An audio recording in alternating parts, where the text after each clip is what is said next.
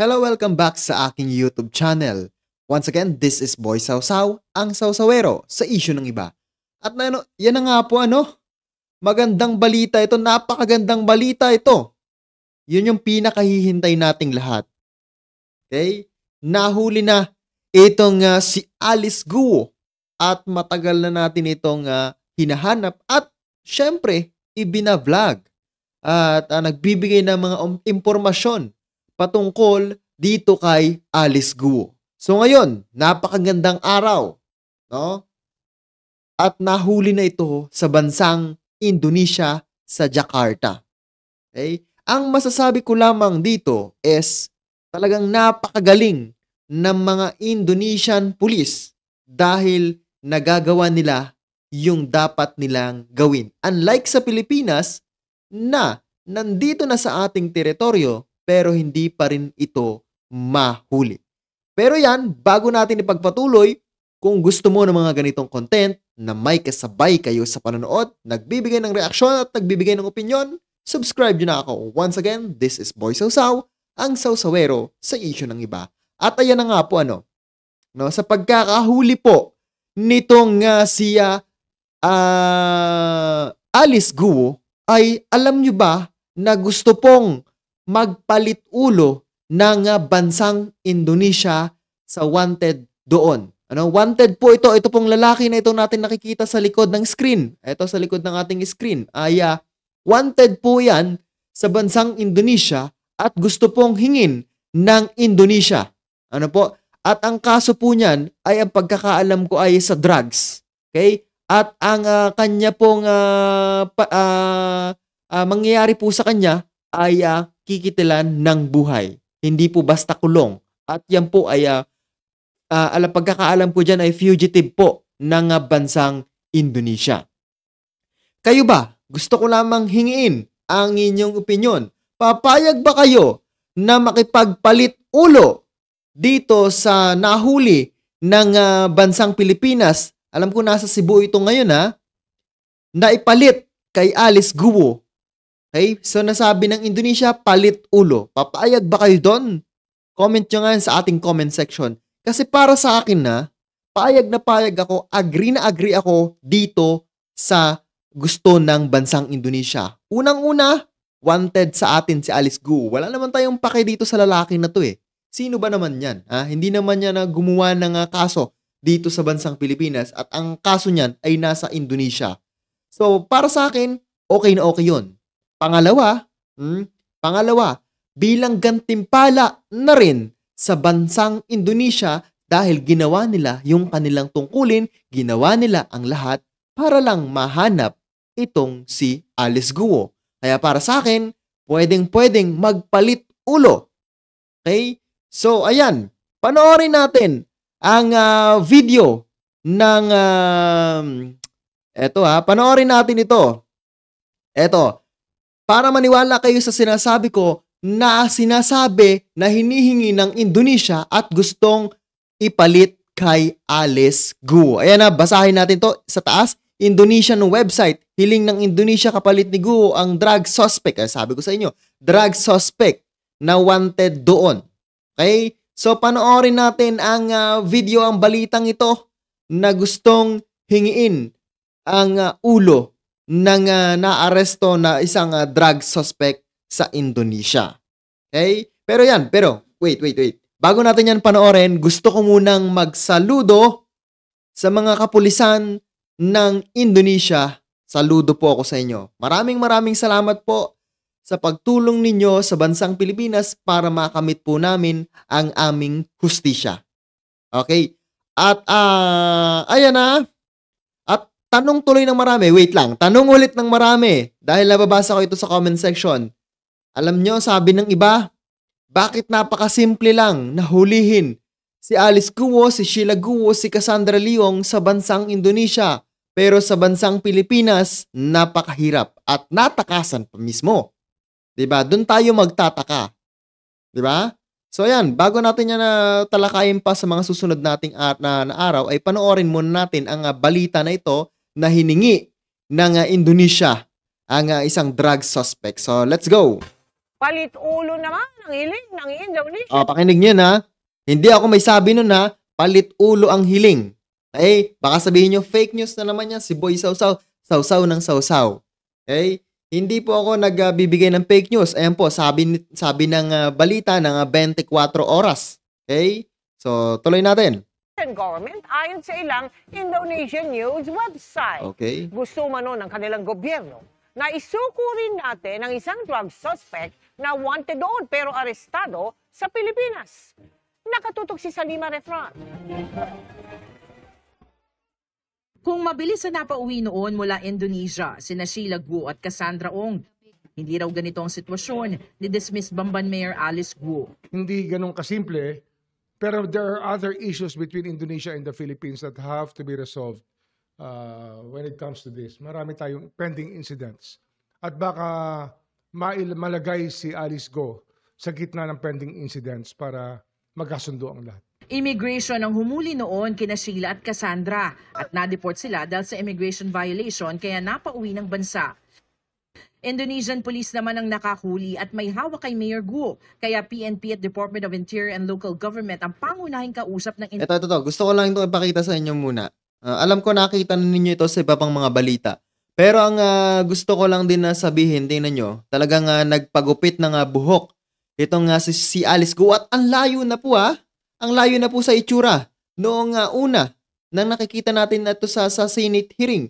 Di ba ang layo? Parang nangitim. Tapos, parang iba na yung mata. Mapapansin nyo yung labi, basta ibang-iba na po yung appearance ng Alice Guo noon sa Alice Guo ngayon. Marahil ay iniba niya yung itsura para makapagtago siya sa mga otoridad. No? Hindi lang sa bansang Pilipinas, pati na rin sa bansang Indonesia. Kasi nga doon ay hindi na siya makalis. No? Na-corner na siya. Pero magaling talaga ang Indonesian, nahuli agad. Ito, ang layo, no? Ano nga masasabi nyo dito? So, tuloy natin. Indonesia tungkol dito. May mga bagay pa raw na kailangang plansyahin sa pagitan ng Pilipinas at Indonesia. It will depend on the certain elements and certain situations emanating from Indonesia at the Indonesian authorities at makikipag-usap rin tayo dyan. The DFA will be talking to them also. Hindi din detalye ni Remulla kung ano ang mga isyong ito. Pero lumalabas sa ilang Indonesian news websites, nakapalit ni Guo, hinihingi ng Indonesia. Ito sabi doon sa Indonesian website, sabi, Polri asked Philippines to barter, palitan na Alice Guo with fugitive BNN Gregor Johan Hahas. Yun yung pangalan ng lalaki na pinakita ko nga picture sa inyo kanina. So gusto ng Indonesian na makipag-barter. Kaya Alice Guo. So ako agree ako dito. No? Tuloy natin. Na i-turn over sa kanilang Australian na si Gregor Johan. Isang Australian pala to. Eto. Hahas, isa sa mga most wanted na drug suspect sa Indonesia at sinasabing miyembro umano ng Sinaloa Drug Cartel ng Mexico. Naaresto si Hahas sa Bogo, Cebu noong Mayo. Nung Mayo pala to naaresto. At kasulukuyang nasa Cebu. Ng red notice na inalabas ng Interpol matapos siyang kasuhan sa Indonesia kaugnay ng smuggling ng droga. Krimen na may parusang kamatayan doon. Yun yung parusa. Parusa na mawawala ng buhay. No, yun yung gustong mangyari ng Indonesia. So sana bigyan ng katarungan yung bansang Indonesia at bigyan din ng katarungan ng bansang Pilipinas. Para sa akin, exchange. Napakagandang hangarin, no? Makamit ang hustisya ng bawat isang bansa. Tuloy. Magpapadala ng team ng NBI agents at senior prosecutors ang DOJ para umalalay sa pagpapauwi kay Guo. May dinitingnan na raw ang Department of Justice na ilang immigration personnel na maaaring sangkot sa pagpupuslit kay Guo palabas ng bansa. Anong sabi? Ulitin natin. Kay Guo palabas. Wait. Narinig niyo yun? Wait. Na maaaring sangkot sa Wait. Ulit. Na ilang immigration personnel. Ayan na, narinig nyo. Ilang immigration personnel ay hinihinala. Talaga naman, nakakapanghinala talaga. Ang problema lamang nito, naaresto na si Sheila Guo at si Cassandra Leong, hanggang ngayon hindi pa alam, hindi pa matukoy, hindi pa mapaamin kung sino talaga ang nagpatakas sa kanila hanggang sa ngayon. Ano?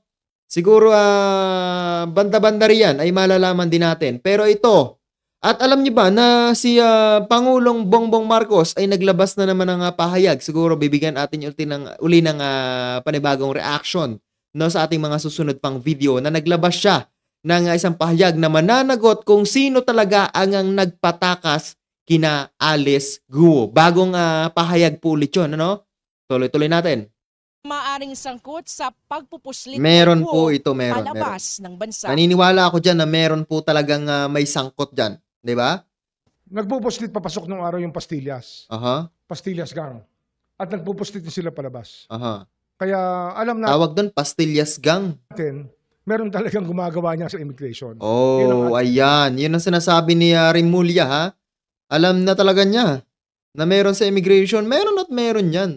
Kaya gano'n na lamang katakot siguro yung director ng immigration. Diba? 10 days bago nalaman pa ng publiko, bago nalaman ng kapulisan, bago nalaman ng Senado.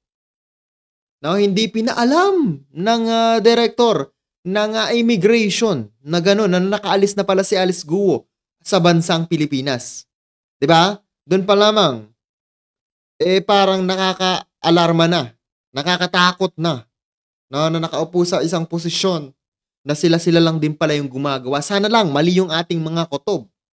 Okay? So, tuloy. Ating tinitingnan ngayon. Pag-amin pa Oh, ni eto. Muya, hindi na raw niya kinakausap ngayon si Immigration Chief Norman Tansinco, kasunod ang hindi agad pagsasabi sa kanya na nakalabas na ng Pilipinas si Guo. Umamin si Tansinco sa Senado na August 15 pa niya nalaman na wala na sa bansa si Guo, pero pinagbigay alam lamang sa DOJ noong August 20 o sumunod na linggo. Okay, ito yung sinasabi ko. No? Nung nangyari ito, hindi niya naman ako sinabihan kagad. Marahil alam niya na matagal yan bago ko nalaman. Hindi tama yung ganong klaseng asal. Okay, na hindi tama. mo papaalam sa DOJ o secretary. Yun ang nangyayari sa sa opisina mo.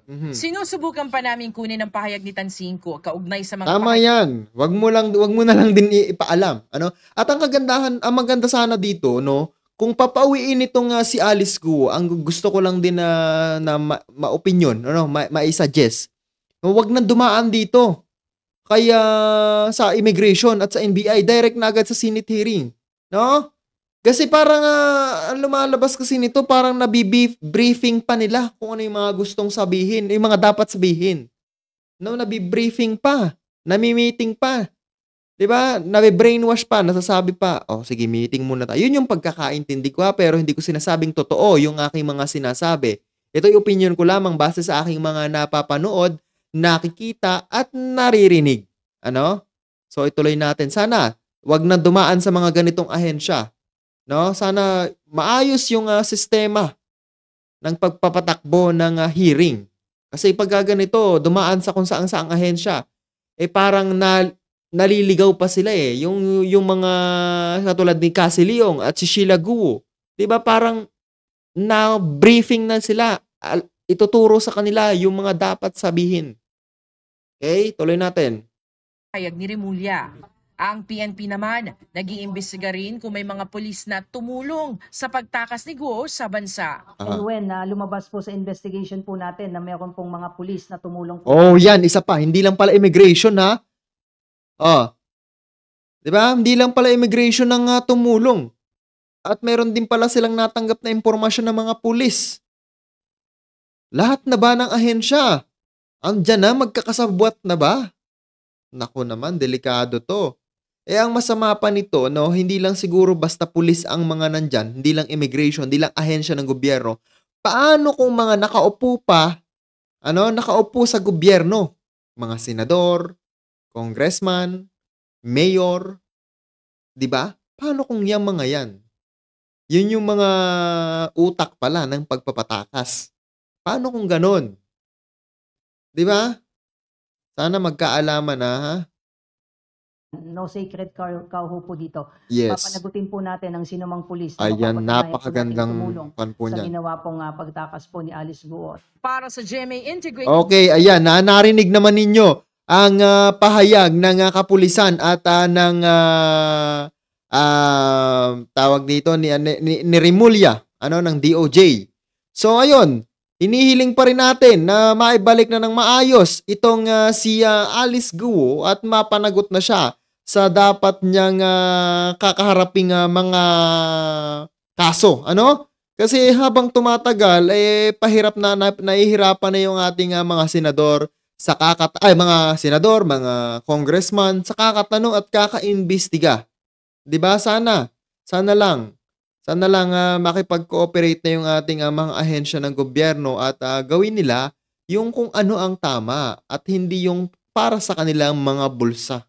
So yun lang, hintayin natin kung ano magiging kalalabasan sa pagpapalit ng ulo dito kay Alice Guo at sa wanted ng Indonesia. Yun lang for today's video. Once again, this is Boy Sausaw, ang sausawero sa issue ng iba. Maraming salamat at mabuhay po kayong lahat.